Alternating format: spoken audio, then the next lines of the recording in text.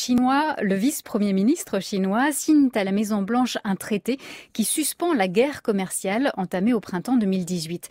Ce conflit s'est matérialisé par des droits de douane punitifs réciproques sur des centaines de milliards de dollars de marchandises, ce qui a freiné l'appétit des investisseurs et donc la croissance mondiale comme la croissance chinoise et américaine. Grégory Phillips, vous êtes en direct de Washington. C'est la première phase de l'accord commercial qui est signé aujourd'hui.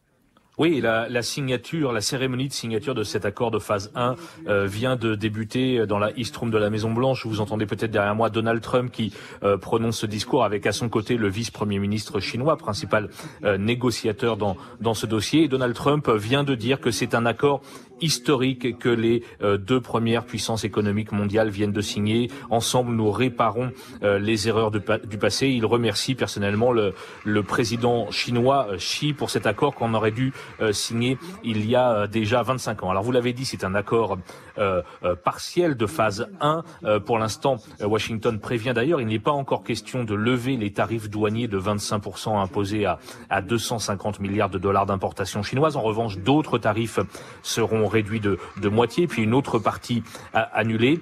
Et dans l'autre sens, eh bien, Pékin s'engage à acheter plus de produits fabriqués aux États-Unis, notamment des produits manufacturés, des voitures, des avions, et puis des produits agricoles. On pense au soja américain pour une enveloppe totale d'environ 200 milliards de dollars. Mais nous n'avons pas encore pour l'instant les détails de cet accord commercial. On les aura sans doute après la signature. En tout cas, pour Donald Trump, l'annonce de ce demi-accord est une bonne nouvelle politique, à moins de 10 mois évidemment de la prochaine présidentielle américaine.